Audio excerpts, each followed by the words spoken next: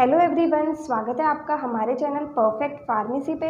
मैं हूं सुनीता कंवर और आज हम जो फार्मास्यूटिकल माइक्रोबायोलॉजी की थर्ड यूनिट डिस्कस कर रहे थे, आज ये यूनिट जो है कंप्लीट हो जाएगी। सो आज के वीडियो के अंदर हम जो टॉपिक्स डिस्कस करेंगे, first topic is evaluation for bacteriostatic and bacteriocidal actions और इवेल्युएशन ऑफ डिसइंफेक्टेंट्स और antiseptics, and second topic is sterility testing of pharmaceutical products. ठीक है, इन दोनों टॉपिक्स को बिल्कुल डिटेल के अंदर आज हम डिस्कस करेंगे। थर्ड यूनिट के नोट्स जो है वो ऑलरेडी टेलीग्राम चैनल पर अपलोडेड है, आप वहाँ जा करके चेक कर सकते हैं। इंस्टाग्राम पे भी हमारा पेज है, वहाँ पे भी आप हमें फॉलो कीजिएगा। सो पहले हम फर्स्ट टॉपिक डिस्कस करेंगे, evaluation for bacteriostatic and bacteriocidal actions और इवेल्युएशन ऑफ डिसइंफेक्टेंट्स और एंटीसेप्टिक्स। सो इस टॉपिक का मतलब क्या हुआ, इसके अंदर हमें ये चीज़ पता करनी है कि जो हमने डिसइंफेक्टेंट को यूज़ करा है तो वो कितना ज़्यादा एफिशिएंट है या कितना ज़्यादा पोटेंट है अपने एक्शन को प्रोड्यूस करने के लिए। तो उसके लिए हम अलग अलग मैथड्स जो हैं वो हम इस टॉपिक के अंदर डिस्कस करने वाले हैं। So evaluation for bacteriostatic and bactericidal action मतलब एक डिसइंफेक्टेंट जो है उसने अपना काम कितने अच्छे तरीके से किया या नहीं किया वो चीज़, या फिर दूसरा है इवेल्युएशन ऑफ डिसइंफेक्टेंट्स और एंटीसेप्टिक्स मतलब डिसइंफेक्टेंट या फिर एंटीसेप्टिक जो है उसका इवेल्युएशन करना। ठीक, इन दोनों के लिए जो मैथड्स हैं वो ये 4 मैथड्स आएंगे, इन्हीं चारों मैथड्स को हम यहाँ पर डिस्कस करेंगे।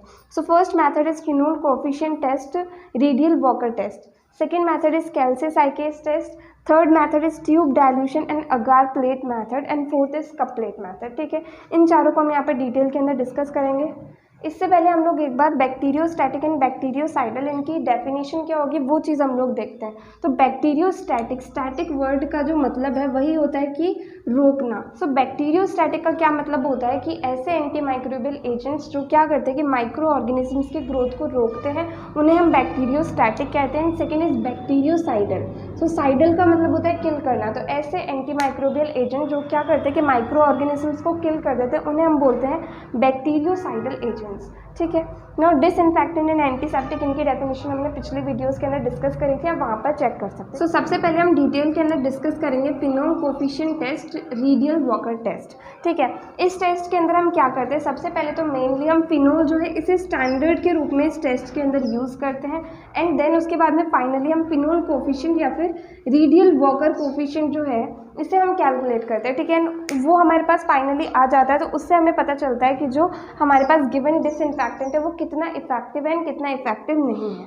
ठीक है, अब जो फिनोल कोएफिशिएंट या फिर रीडियल वॉकर कोएफिशिएंट होता है, इसका फॉर्मूला क्या होता है, it is equal to dilution of disinfectant killing in 10 minute but not in 5 minute divided by dilution of phenol killing in 10 minute but not in 5 minute. तो इसका मतलब ये हुआ कि ऊपर तो हम लोग ये लेते हैं कि डिसइंफेक्टेंट का कितना डाइल्यूशन है जिसके अंदर क्या हो रहा है कि माइक्रो ऑर्गेनिजम्स 10 मिनट के अंदर तो किल हो रहे हैं बट 5 मिनट के अंदर किल नहीं हो रहे, एंड नीचे वही कंसंट्रेशन फिनोल की है कि फिनोल का कितना डाइल्यूशन है जिसके अंदर 10 मिनट के अंदर तो माइक्रो ऑर्गेनिजम्स किल हो रहे हैं बट 5 मिनट के अंदर नहीं हो रहे हैं। ठीक है, सो नाउ हम इसका एक बार प्रोसीजर देख लेते हैं कि फिनोल कोएफिशिएंट मेथड या फिर रीडियल वॉकर टेस्ट है, इसका कंप्लीट प्रोसीजर क्या रहेगा। तो इस टेस्ट के अंदर हम सबसे पहले क्या करते हैं, जो हमारे पास में टेस्ट डिसइंफेक्टेंट है एंड जो फिनोल है, इन दोनों के हम इक्वल कंसंट्रेशन को लेते हैं क्योंकि हमने यहाँ पर फिनोल जो है इसे स्टैंडर्ड माना है।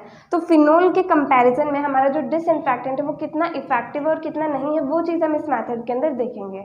सो फिनोल कोएफिशिएंट टेस्ट जो है इसके अंदर हम लोग क्या करते हैं कि जो हमारे पास में एक तो जो टेस्ट डिसइंफेक्टेंट है दूसरा जो फिनोल है, इनका हमने 5 मिलीलीटर लिया है, जिसके अंदर जो हम 0.5 मिलीलीटर माइक्रो ऑर्गेनिजम्स का जो ब्रॉथ कल्चर है वो हम इसके अंदर ऐड करेंगे। उसके बाद में हम उन दोनों को अलग अलग इंक्यूबेट कर देंगे, देन उसे इंक्यूबेट करने के बाद में जो सब कल्चर होंगे उन्हें हम उसके अंदर ऐड करेंगे। जो हमारे पास 5 मिलीलीटर था डिसइंफेक्टेंट एंड उसके अंदर हमने 0.5 मिलीलीटर ब्रॉथ कल्चर डाला था, तो उसके अंदर हम लोग क्या करेंगे 2.5 मिनट पे, देन 5 मिनट पे, then 7.5 minute and then 10 minute के इंटरवल के ऊपर हम उसके अंदर क्या करेंगे कि सब कल्चर्स को ऐड करेंगे। ठीक है, देन उसके बाद में हम उसे इंक्यूबेट करेंगे 37 डिग्री सेल्सियस टेम्परेचर पर 48 से 72 आवर्स मतलब 2 से 3 दिन के लिए हम उसे इंक्यूबेट करने के लिए रख देंगे। ठीक है, देन उसके बाद में हम फाइनली उसके अंदर ऑब्जर्व करेंगे कि जो उसका फिनोल कोएफिशिएंट है वो कितना है, ये चीज़ हम लोग निकालेंगे।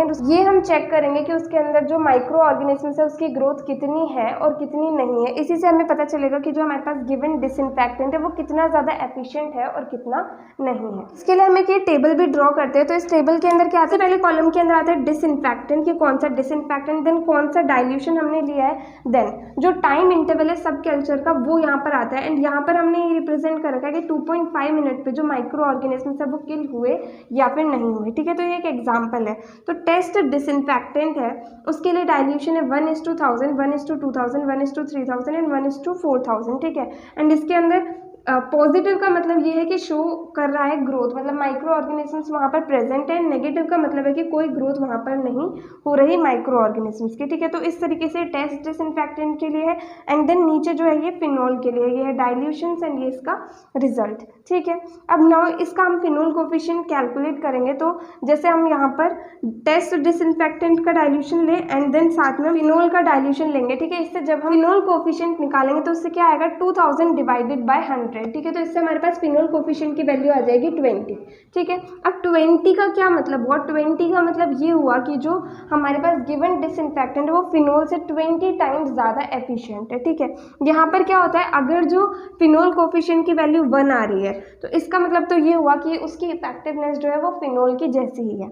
अगर लेस देन 1 आ रही है तो इसका मतलब ये हुआ कि फिनोल से कम इफेक्टिव है हमारा जो गिवन डिसइंफेक्टेंट है वो। एंड अगर मोर देन 1 आ रही है वैल्यू तो इसका मतलब है कि जो गिवन डिसइंफेक्टेंट है वो ज़्यादा इफेक्टिव है फिनोल से, ठीक है। तो यहाँ पर 20 आ रहा है तो मतलब 20 टाइम्स ज़्यादा एफिशिएंट है फिनोल से, ठीक है। तो इस तरीके से सिंपली ये हमारा था फिनोल कोफिशिएंट टेस्ट। इसको अगर हम ब्रीफ में डिस्कस करें तो फिनोल कोफिशिएंट टेस्ट के अंदर हम फिनोल जो है उसे हम स्टैंडर्ड डिसइंफेक्टेंट लेते हैं, साथ में हम एक टेस्ट डिसइंफेक्टेंट लेते हैं, उन दोनों को कंपेयर करते हैं।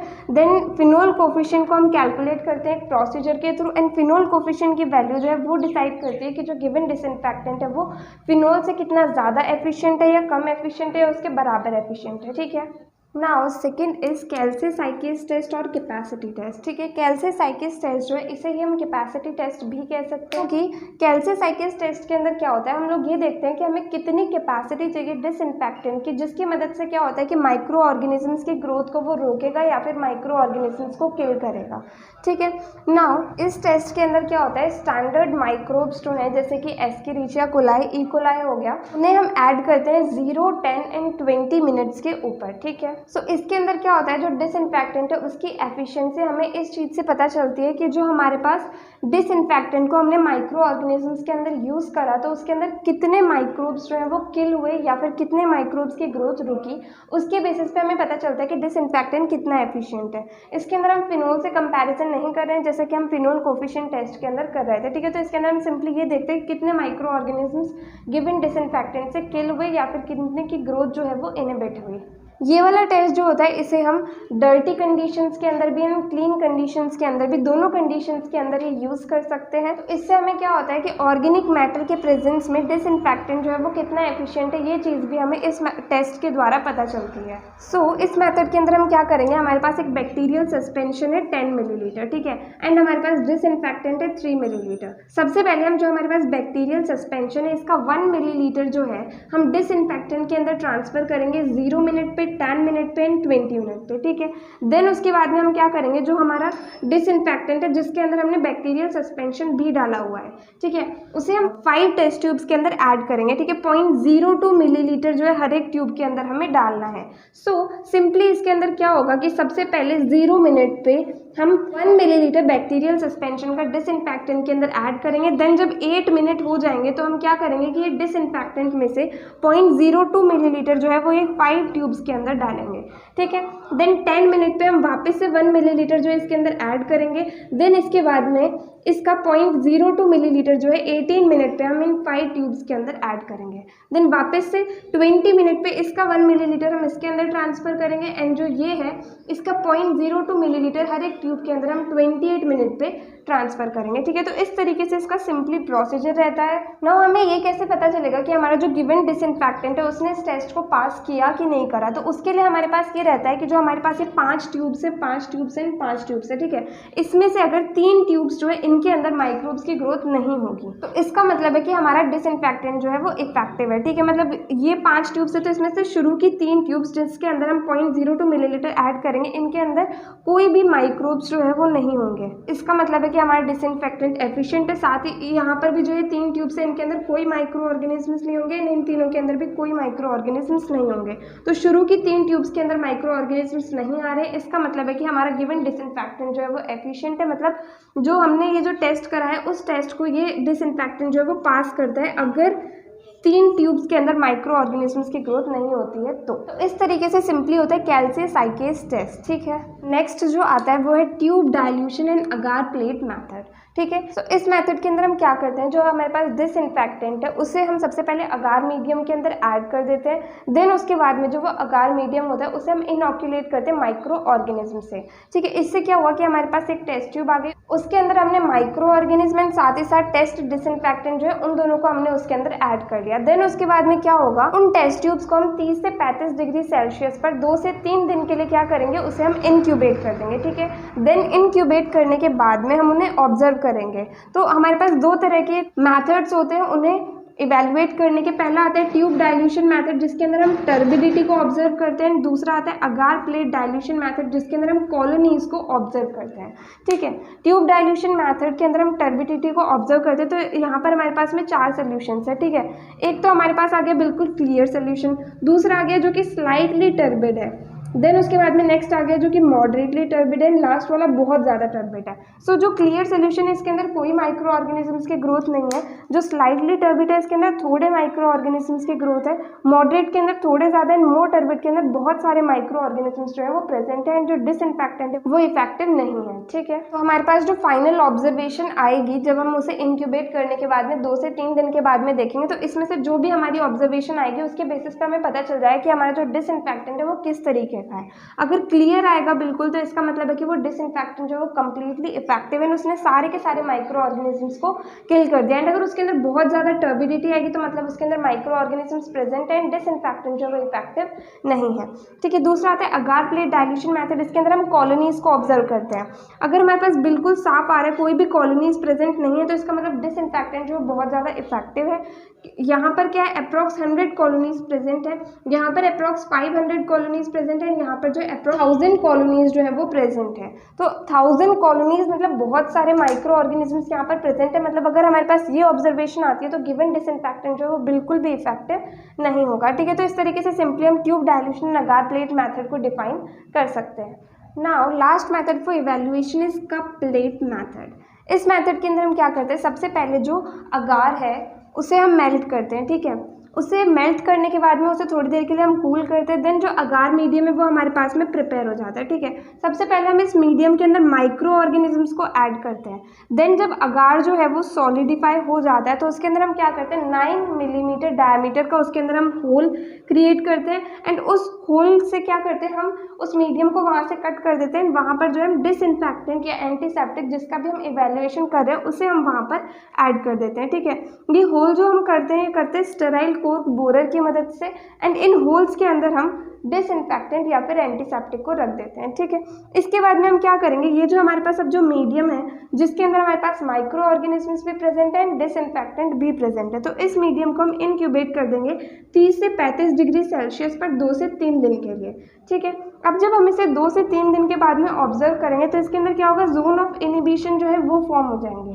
अब जोन ऑफ इनिबिशन क्या होता है, जैसे ये एक होल है जिसके अंदर हमने डिसइंफेक्टेंट को ऐड करा था। ठीक है, अब इसके पास में एक जोन ऑफ इनिबिशन बन जाएगा जिस पूरे जोन के अंदर कोई भी माइक्रो ऑर्गेनिज्म जो है यहाँ पर प्रेजेंट नहीं होगा। ठीक है, तो गिवन डिसइंफेक्टेंट का जितना ज़्यादा बड़ा जोन ऑफ इनिबिशन होगा उतना ही ज़्यादा जो हमारे पास डिसइंफेक्टेंट है वो एफिशिएंट होगा। ठीक है, और अगर जोन ऑफ इनिबिशन जो है उसका साइज कम होगा तो इसका मतलब हुआ कि जो गिवन हमारे पास में डिसइंफेक्टेंट है वो कम इफेक्टिव होगा। ठीक है, तो इस तरीके से हम सिंपली कप प्लेट मेथड की मदद से डिटरमाइन कर सकते हैं कि हमारा जो गिवन डिसइंफेक्टेंट है वो कितना एफिशिएंट है और कितना नहीं है। ठीक है, सो ये थे सारे मेथड्स इवैल्यूएशन करने के बैक्टीरियोस्टैटिक एंड बैक्टीरियोसाइडल एक्शन के लिए या फिर डिसइंफेक्टेंट एंड एंटीसेप्टिक के लिए।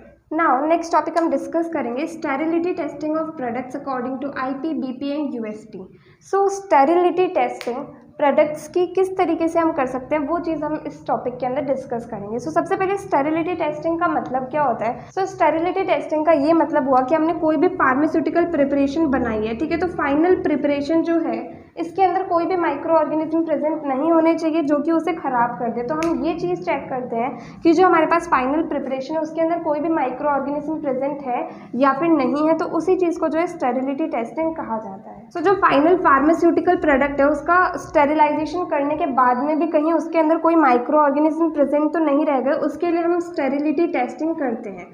फार्माकोपिया जो है इंडियन फार्माकोपिया, उसके अकॉर्डिंग स्टेरिलिटी टेस्टिंग का मतलब ये होता है कि जो हमारे पास में गिवन फार्मास्यूटिकल प्रोडक्ट है उसके अंदर कोई भी लिविंग माइक्रो ऑर्गेनिज्म जो है वो प्रेजेंट है या फिर नहीं है, ये चीज़ पता लगाने के लिए हम स्टेरिलिटी टेस्टिंग जो है वो करते हैं। ठीक है, अब स्टेरिलिटी टेस्टिंग करने के लिए हमारे पास दो मैथड्स होते हैं। First is membrane filtration method and second is direct inoculation method. ठीक है, तो सबसे पहले हम डिस्कस करेंगे मेम्ब्रेन फिल्ट्रेशन मैथड। इस मैथड को हम यूज़ करते हैं ऑयल्स के लिए, ऑइंटमेंट्स के लिए, सॉल्युबल पाउडर्स के लिए, लिक्विड प्रोडक्ट्स के लिए, इन सब चीज़ों के लिए जो है मेम्ब्रेन फिल्ट्रेशन मैथड को यूज़ करते हैं। ठीक है, इसके अंदर जो हम फिल्टर्स यूज़ करते हैं वो होते हैं सेल्यूलोज नाइट्रेट फिल्टर्स। इस मेथड के अंदर सिंपली क्या होता है, जो हमारे पास गिवन सैंपल है उसे हम मेम्ब्रेन फिल्टर से पास करते हैं, उसके बाद में हमें ये पता लगता है कि वो स्टेरिलाइज्ड है या फिर नहीं है। तो सबसे पहले हमने क्या किया कि जो हमारे पास में गिवन सब्सटेंस है, जो सैंपल सब्सटेंस है, उसे हमने मेम्ब्रेन के ऊपर डाला।